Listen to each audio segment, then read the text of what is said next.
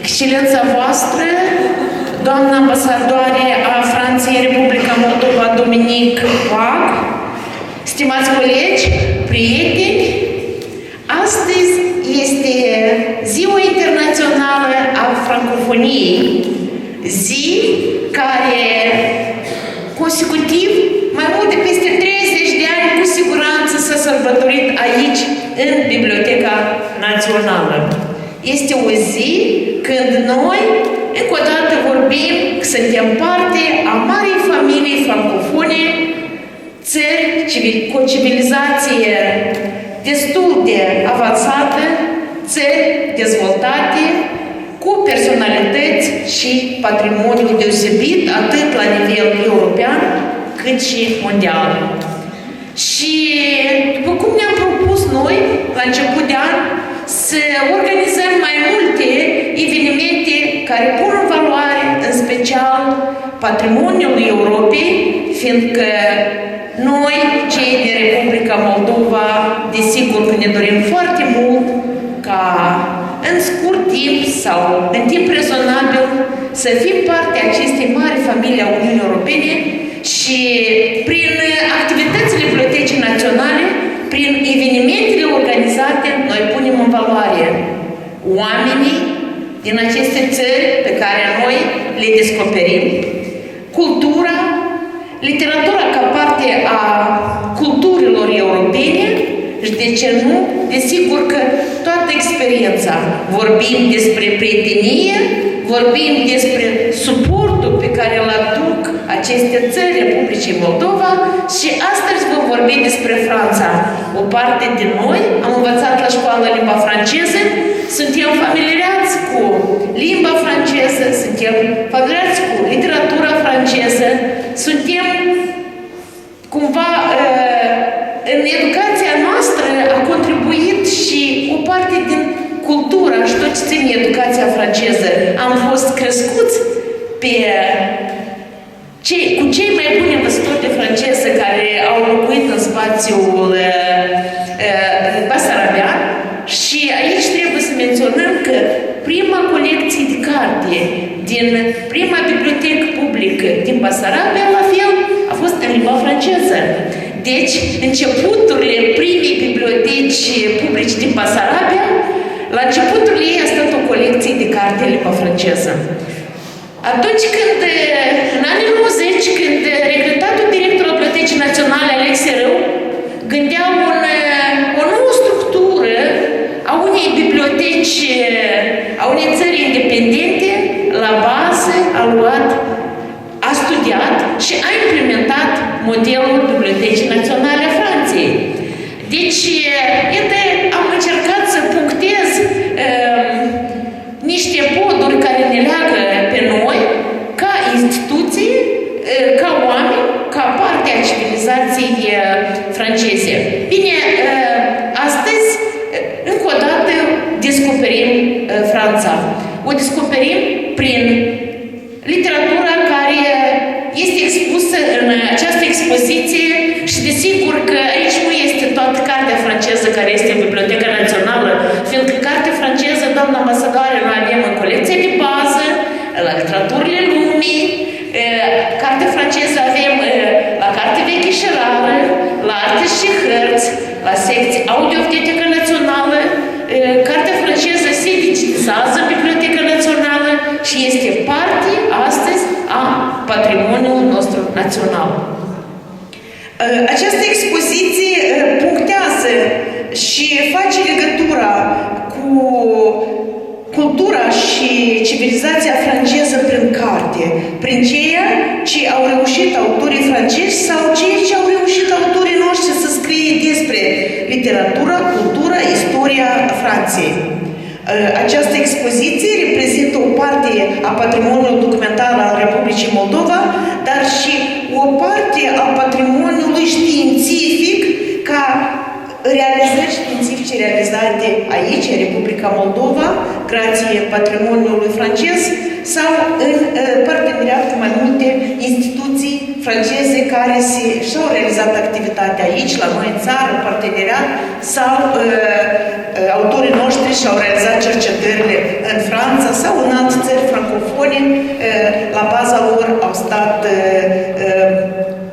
cercetarea și istoria, literatura, limba franceză.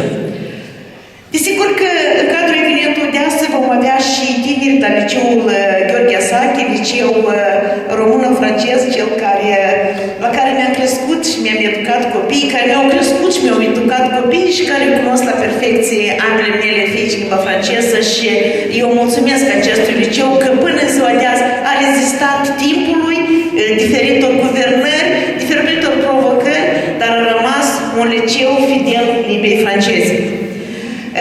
Așa, încet vom trece la desfășurarea programului și dat fiind faptul că Ministrul Culturii n-a reușit să fie astăzi la eveniment, dar transmite, doamne ambasadoare, tot respectul, o felicită cu drag cu această zi frumoasă, Ziua Internațională a Franconiei, dorindu-i multă sănătate, succese, realizări și să realizeze cât mai multe lucruri frumoase aici, la noi, în Republica Moldova, alături de acest popor cald și primitor, căruia este foarte aproape cultura și civilizația franceză.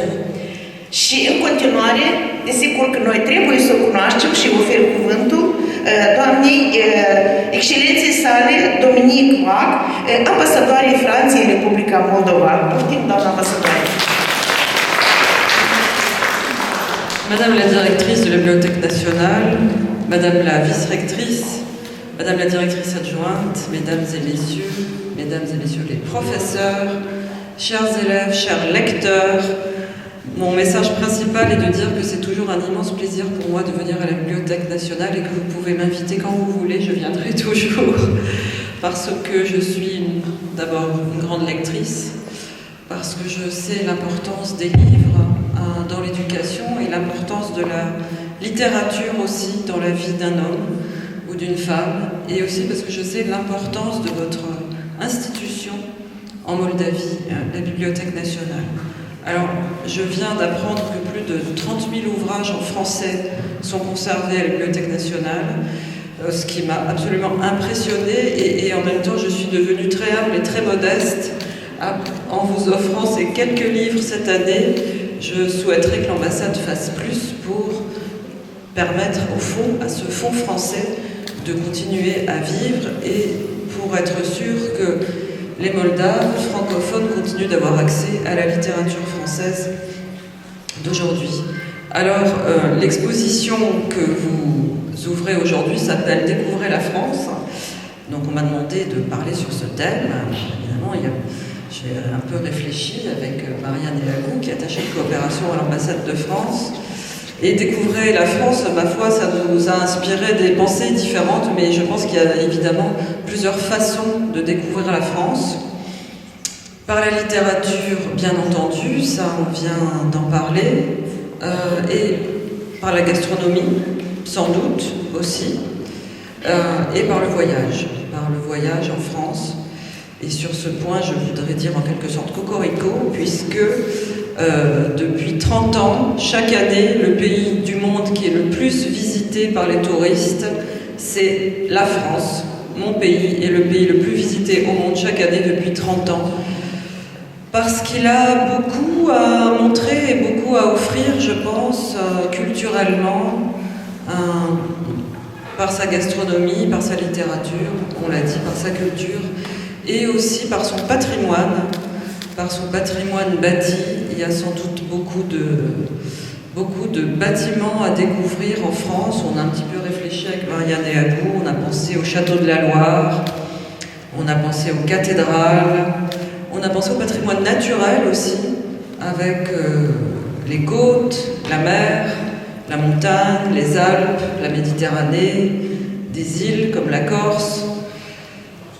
Et puis une grande ville que j'aime tout particulièrement, Paris, la Seine, le musée du Louvre, le musée d'Orsay, le musée Carnavalet sur l'histoire de Paris. Voilà, beaucoup à offrir, un pays qui a beaucoup à offrir aux voyageurs, aux visiteurs, à travers aussi sa population, les Français eux-mêmes, avec leur caractère, leur façon d'être, leur façon d'habiter leur culture française, leur façon d'habiter leur langue.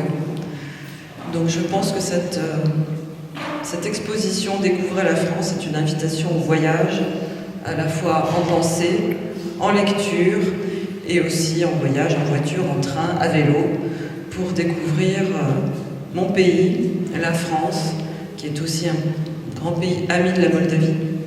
Ça a été évoqué tout à l'heure, puisque la langue française a une place historique depuis des siècles dans ce pays, en particulier pendant la période bessarabienne, ensuite dans la période roumaine, etc. Puisque nous avons le latin en partage, rappelons-le. En tout cas, un pays ami, un pays frère, des cultures sœurs. Utilisons un vocabulaire familial pour illustrer la relation entre la France et la Moldavie. Donc à mon tour de vous dire bienvenue à la Bibliothèque nationale, bienvenue dans cette exposition et bienvenue en France. Merci. Excelența voastră, doamna ambasadoare, noi ne-am dorit foarte mult ca astăzi, de Ziua Internațională a Francofoniei, în Biblioteca Națională, pe acest imens hol să răsune frumoasa limbă, melodioasa limbă franceză, care trezește în fiecare din noi emoții legate de perioada de școală sau de o vizită în Franța. Acum, mă uitam la doamna Valentina Grănaci, care s-a instruit la Biblioteca Națională a Franței, înainte sau în perioada când s-a deschis la noi Centrul Național de Restaurare și Conservare, am pornit aceste lucrări în baza tehnologiilor însușite la Biblioteca Națională a Franței. La fel, o parte din cărți care sunt expuse aici în această vitrină sunt și grație experienței noastre de mai mulți ani de schimb internațional de publicații cu Biblioteca Națională a Franței, dar și cu alte instituții francofone care au contribuit la completarea colecțiilor noastre pe parcursul anilor de existență a acestei instituții. Și aici noi nu vorbim de perioade istorice și de regimuri.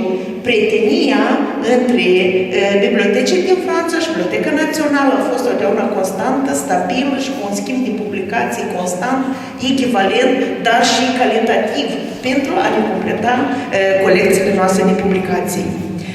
Următorul vorbitor este o mare prietenă a Bibliotecii Naționale, doamna Elena Prus, doctor habilitat, profesor universitar, prorector pentru cercetare științifică și studii doctorale, membru corespondent al Academiei de Științe din Moldova, care îi oferim cuvântul. Doamna Elena Prus este foarte des în Biblioteca Națională, mereu a susținut biblioteca, inclusiv și cu donații considerabile de publicații, de ce nu, ne consultă mereu tematica francofonă și ne susține în toate inițiativele noastre. Deci, doamna Elena, bine ați venit la noi astăzi, vă oferim cuvântul.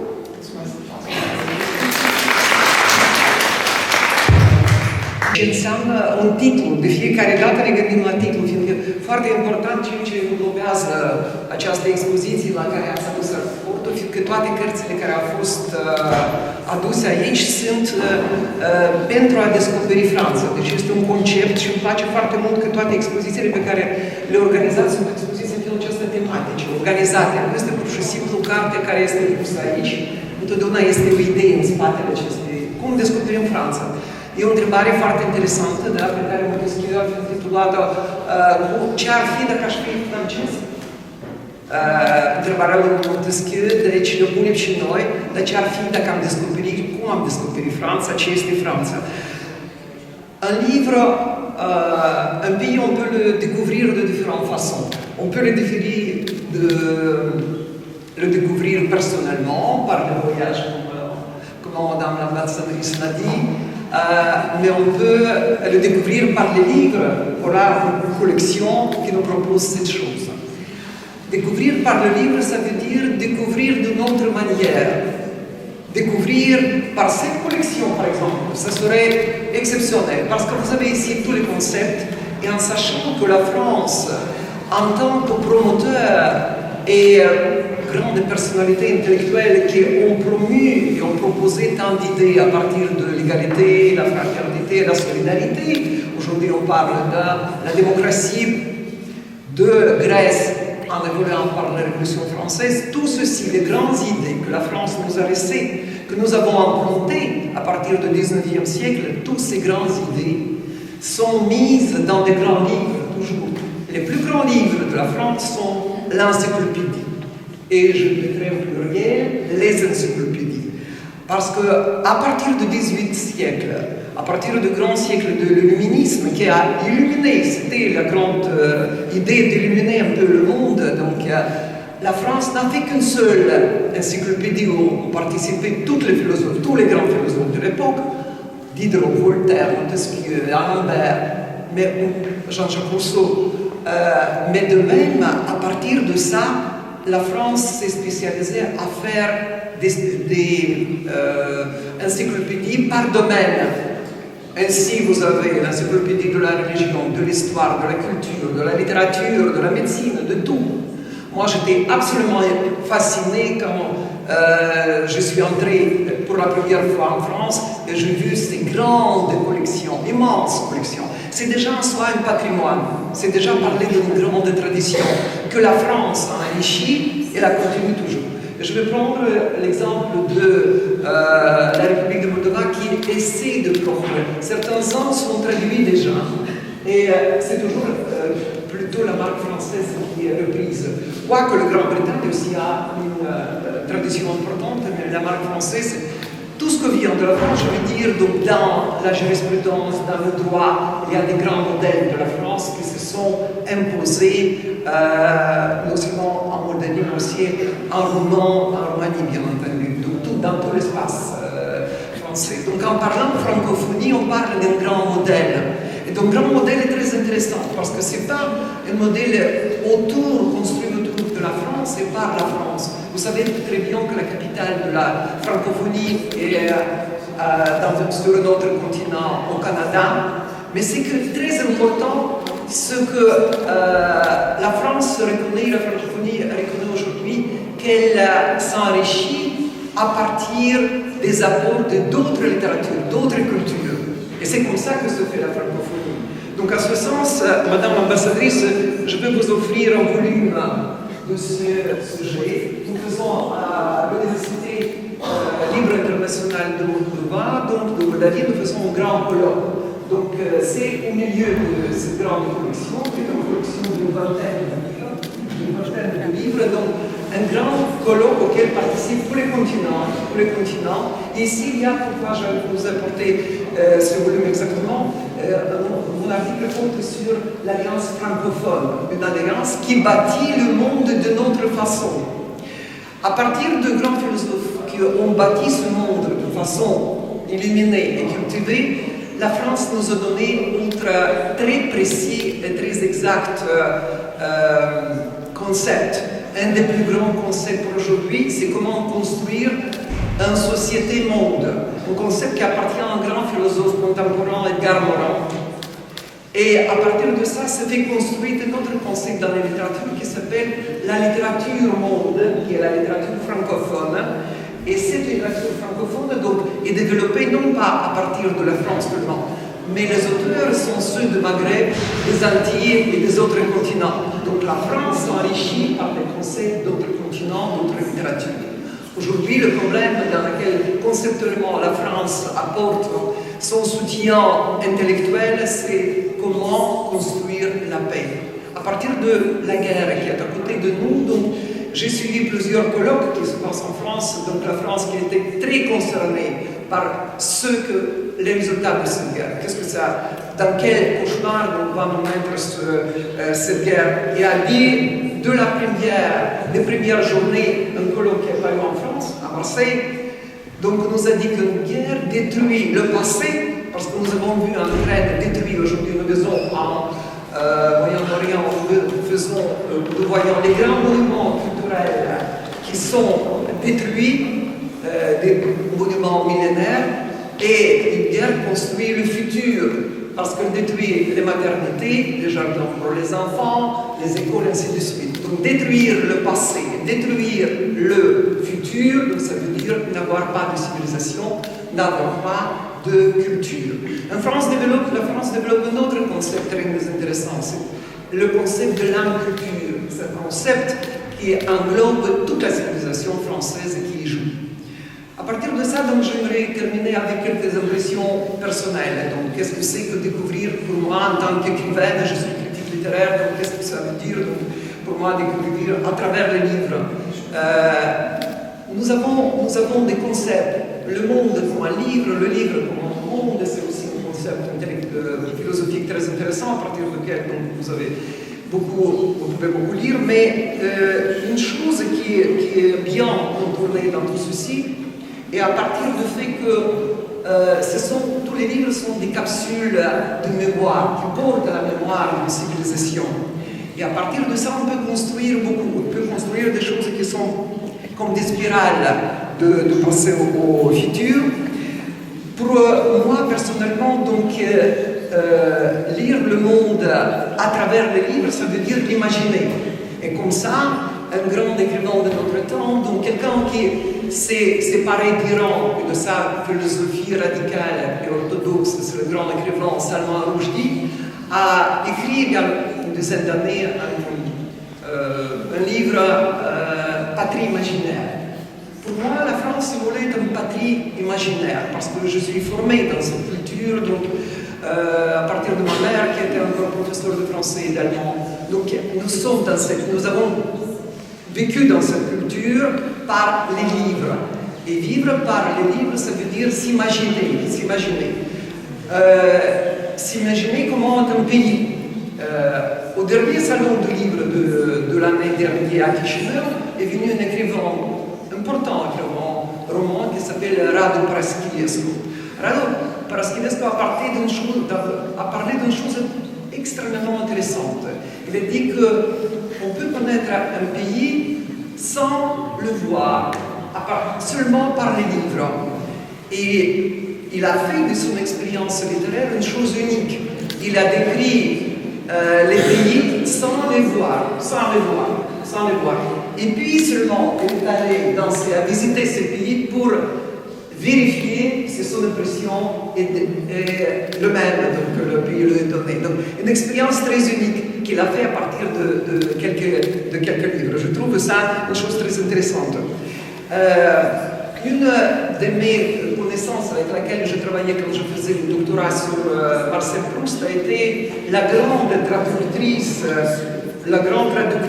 du roman du français vers le roman, Irina Mavrodina. Irina Mavrodina est un monument. Elle a traduit à partir de Camus, de Sartre, de Proust, tout le plus compliqué, les œuvres les plus compliquées, des dizaines. Irina Mavrodina, dans un de ses volumes, qui s'appelle Uimire și Memoria, a dit une chose extraordinaire que j'ai révélée pour moi. J'étais très intéressé de la voir chez elle. Elle dit la chose suivante: c'est pas important que nous visitons un pays. Et quand je visite un pays, je ne suis pas tellement intéressé de voir ces monuments. Je les ai déjà vus à travers les livres, à travers la télévision, à travers la cinématographie. Ce qui est très intéressant pour moi, c'est de connaître l'esprit de ce pays. Et l'esprit de ce pays, les sentiments, les concepts de ce pays. Et tout ceci ne se retrouve pas que dans le monument. C'est une image visuelle. Je le trouve la profondeur, je le retrouve dans les livres. Et c'est pour ça que c'est précieux. Une impression personnelle, quand je me suis formé dans la bibliothèque, dans celle-ci surtout. Voilà. Je dois beaucoup à cette bibliothèque, et non seulement à celle-ci, mais à beaucoup de bibliothèques de Roumanie, de bibliothèques européennes, bien entendu. Une chose que j'aimerais dire de l'expérience personnelle, c'est que la Bibliothèque nationale de France est exposée en horizontal, c'est pour les lecteurs, et 4 tours verticaux qui sont, je me demandais c'est quoi, parce que là on n'avait jamais accès. Dans mes premières visites, je ne pouvais pas comprendre c'est quoi ça. C'est 4 grands tours. La bibliothèque François Mitterrand est une des bibliothèques les plus modernes dans le monde. Et alors j'ai appris, c'était au début des années 2000, donc j'ai appris que là se fait la digitalisation. Donc nous comprenons aujourd'hui ce que c'est. Donc la France en a travaillé des dizaines déjà d'années d'avant pour avoir aujourd'hui la bibliothèque en ligne. Donc, cher professionnel de la bibliothèque, s'il y a peu aujourd'hui de lecteurs chez vous, ça ne signifie pas qu'il n'y a pas de lecteurs. Les lecteurs sont sur une autre plateforme, seulement sur celle digitale. Et le patrimoine que vous faites, et l'effort que vous faites de mettre ce patrimoine-là est très important, très important. Une autre chose sur la verticalité, je veux le dire, donc, j'ai travaillé dans les fonds rares. Les fonds rares, ça veut dire les livres que vous avez dans cette exposition, uniques, les livres uniques. Là, j'ai découvert que les grands fonds rares dans la Bibliothèque nationale, comme dans les bibliothèques américaines d'ailleurs, se trouvent en dessous de sol. Et j'ai trouvé la réponse, parce que c'est un patrimoine. Il ne peut pas être détruit. En cas d'urgence, ce se ferme mécaniquement et aucun bombe presque ne peut pas les exploser. C'est ça un patrimoine. Donc nous sommes dans un patrimoine, cette idée précieuse et ces leçons précieuses que la France nous offre parce qu'elle a une bibliothèque exceptionnelle dans laquelle, en tant que chercheurs, nous voulons toujours visiter, nous voulons toujours voir leur expérience. C'est une chose unique que j'aimerais dire. Donc, pour terminer, je ne vais pas vous dire une seule chose, que Mallarmé a eu une pensée qui reste valable. Tout ce qui est fait dans le monde, c'est pour arriver à être retenu dans un livre. Merci.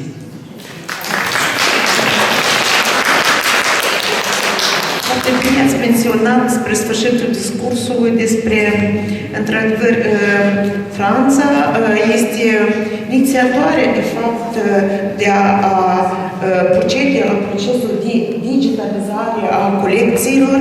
Ei au dat impulsul, grație președintelui Franței, și au devenit un model pentru Europa de digitizare și digitalizare a bibliotecilor, în special naționale sau bibliotecilor de patrimoniu.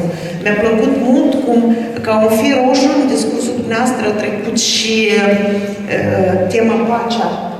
Franța, poporul francez, pe pielea sa au simțit foarte bine ororile războaielor și astăzi președintele Franței, Emmanuel Macron, este unul din liderii europeni care își asumă și poate a fost unul din primii care a solicitat direct pacea la nivel european, dar și mondial. Este un model și un mare prieten al președintei noastre și aceasta ne onorează, având alături un prieten atât de puternic cum este Franța și președintele francez. Stimați colegi, partea mai oficială, încet așa se închide, trecem la partea mai artistică a evenimentului, cu participarea celor care chiar serios învață limba franceză în școală, chiar o cunosc, ei pot comunica acum liber, inclusiv și cu doamna ambasadoare, și sunt sigur că le va pune nota 10 pe linie la toți, fiindcă ei sunt cei care din clasa 1-a învață zilnic limba franceză, cu profesori extraordinari pe care îi învață și care îi ghidează. Astăzi avem alături de noi din diferite clase elevi din Liceul Teoretic Român-Francez Gheorghe Asache și o invităm aici la microfon pe Ignat Benedicta cu un recital de poezie, da? Cred că Patrie Intime, așa? Poftim! Patrie intime de Hervé Bochemont. Je veux vivre seul avec toi, les jours de la vie âpre et douce, dans l'assurance de la foi jusqu'à la suprême secousse. Je me suis fait une raison de me plier à la mesure du petit cercle d'horizon qu'un coin de ciel natal azur. Mon rêve n'est jamais quitté le cloître obscur de la démure, où, dans le devoir, j'ai goûté toute la paix intérieure. Et mon amour le plus pieux, et ma fête la plus fleurie, est d'avoir toujours sous les yeux le visage de ma patrie, patrie intime de ma foi, dans une immeuble assurance. Je veux vivre encore avec toi jusqu'au soir de mon espérance. Merci.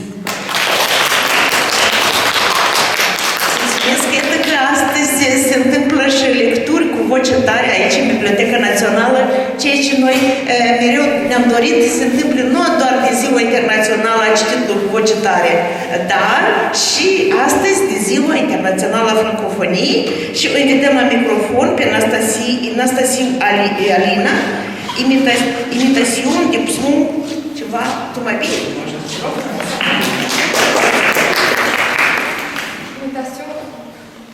Imitation du psaume de François de Malherbe. N'espérons plus, mon âme, aux promesses du monde. Sa lumière est un verre et sa faveur une onde. Que toujours quelques vents empêchent de calmer, quittons ses vanités.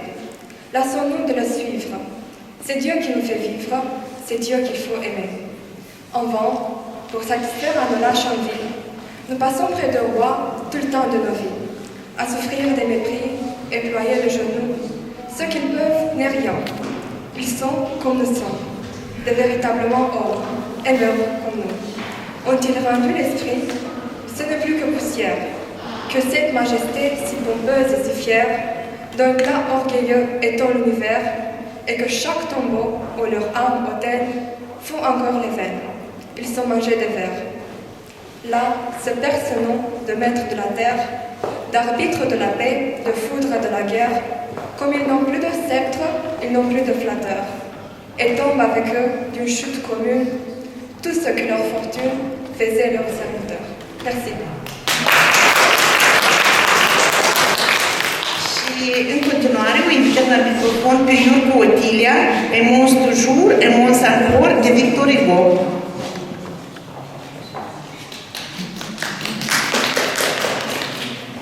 Aimons toujours, aimons encore. Quand l'amour s'en va, l'espoir fuit. L'amour, c'est le cri de l'aurore. L'amour, c'est l'hymne de la nuit.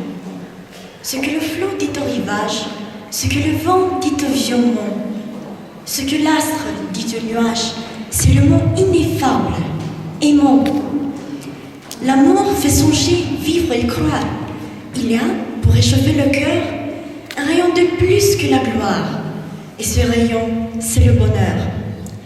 Aime, qu'on les loue, les blâme, toujours les grands cœurs s'aimeront. Joins cette jeunesse de l'âme à la jeunesse de ton front. Aime afin de charmer tes heures, afin qu'on voie en tes beaux yeux des voluptés intérieures, le sourire mystérieux. Aimons-nous toujours davantage, unissons-nous mieux chaque jour. Les arbres croissent en feuillage, que notre âme croisse à l'amour. Soyons le miroir et l'image, soyons la fleur et le parfum, les amants qui, seuls se l'ombrage, se sentent deux et ne sont qu'un. Les poètes cherchent les belles, la femme, ange chaste faveur, aime à rafraîchir sous ses ailes ses grands fronts brûlants et rêveurs. Venez à nous, beauté touchante, viens à moi, toi mon bien, ma loi, ange, viens à moi quand tu chantes, et quand tu pleures, viens à moi. Nous seuls comprenons vos extases, car notre esprit n'est point moqueur, car les poètes sont les vases où les femmes versent leur cœur. Moi, qui ne cherche en ce monde que la seule réalité, moi, qui laisse fuir comme l'onde tout ce qui n'est que vanité, je préfère au bien dont s'enivre l'orgueil du soldat ou du roi, l'ombre que tu fais sur mon livre, quand ton front se penche sur moi. Toute ambition allumée dans notre esprit, brasier subtil, tombe en cendre, vole la fumée, et l'on se dit, qu'en reste-t-il? Tout plaisir, fleur à peine éclose, dans notre avril sombre et terni, ses feuilles meurent, lisses, myrtes ou roses, et l'on se dit, c'est donc fini.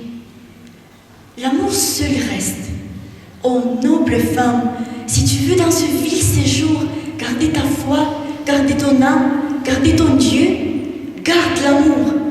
Conserve en ton cœur sans rien craindre, dusse-tu pleurer et souffrir, la flamme qui ne peut s'éteindre et la fleur qui ne peut mourir. Merci. Bravo, mari bravo copii! colegilor și o felicitare frumoasă din partea noastră și mulțumesc mult profesorilor care v-au încurajat și au fost alături pentru a vă pregăti de acest recital. În continuare, un moment muzical din partea a doi elevi, piesa Siomont, interpretată de elevii clasei a 6-a, Răilean Chiril, Uval Buțu și Olivier Filip. Da? Corect? Da?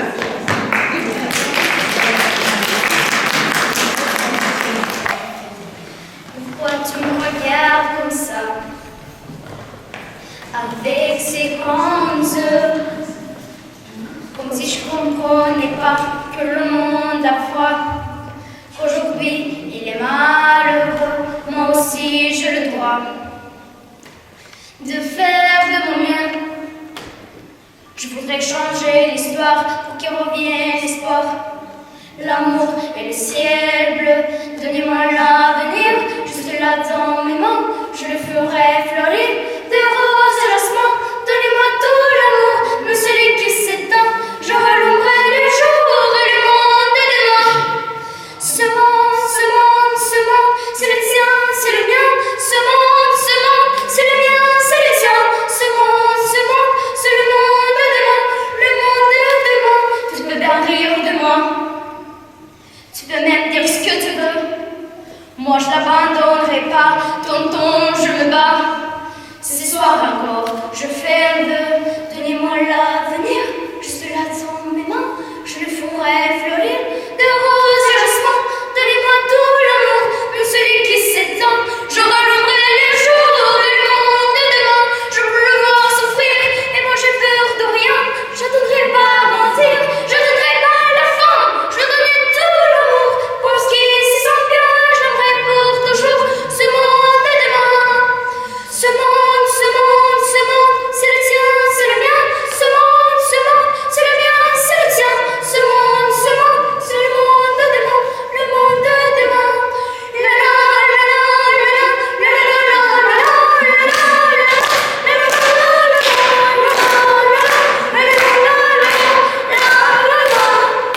Ce monde, oui ce monde, c'est le monde de demain, le monde de demain.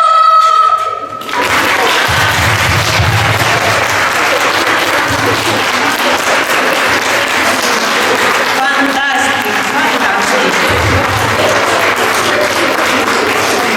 Ne-ați provocat emoții la maximum. Tare bravoți! Așa, o invităm aici la microfon pe Palaciuc Victoria Violeta la Tendreos, da? Hai cu repeste. On peut vivre sans richesse, presque sans le sou. Des seigneurs et des princesses qui en a plus beaucoup. Mais vivre sans tendresse, on ne le pourrait pas. Non, non, non, non, on ne le pourrait pas. On peut vivre sans la gloire qui ne prouve rien. Être inconnu dans l'histoire et s'en trouver bien. Mais vivre sans tendresse, il n'en est pas question. Non, non, non, non, il n'en est pas question. Quelle douce faiblesse, quel joli sentiment, ce besoin de tendresse qui nous vient en dessin.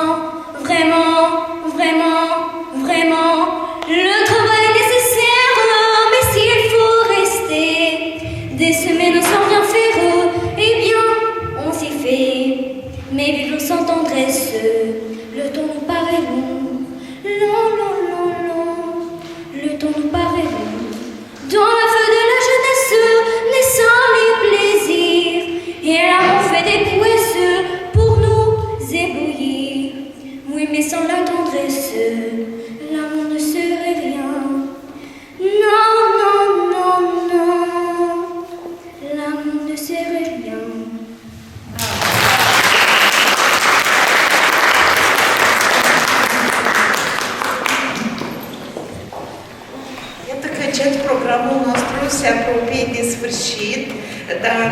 înainte de a mulțumi colegilor de la Biblioteca Națională, celor de la Literaturile Lumii, celor de la secția marketing, dar și întregii echipe care s-au îngrijit de aducerea în bibliotecă acestor cărți, de a le păstra, de a le organiza, de a le expune în această expoziție și de a comunica publicului, cititorilor, utilizatorilor noștri despre evenimentele, dar și despre publicațiile care sunt reflectate în această expoziție. Încă o dată vin să mulțumesc și profesorilor Liceului Gheorghe Asache pentru prezența excelentă la acest eveniment, interpretarea, dar și recitarea unor piese și texte în limba franceză, care, pe lângă faptul că ne-au provocat emoții, sunt parte a patrimoniului literar francez. Deci, țin să mulțumesc și Ambasadei Franței, care astăzi donează aceste albume Bibliotecii Naționale, care cu siguranță vor fi prezente în continuare în colecțiile Bibliotecii Naționale și puse drept suport pentru cercetători, dar și în cadrul unor evenimente care vor fi organizate atât de zilele francofoniei sau de Ziua Internațională a Francofoniei, dar și în cadrul altor evenimente. Stimați colegi, stimați prieteni, zicem un mare mulțumesc Ambasadei Franței, care în parcursul anilor mereu a susținut Biblioteca Națională și ne-a fost aproape prin politicile pe care le desfășoară și le dezvoltă aici în Republica Moldova, inclusiv și în domeniul educației și culturii. Astăzi zic să pronunț și eu câteva cuvinte în limba franceză, pe cele care cred că le cunosc mai bine. Vive la France, vive la Republique de Moldavie, vive la Biblioteca Națională de Moldavie și vive la francophonie. Mulțumim frumos!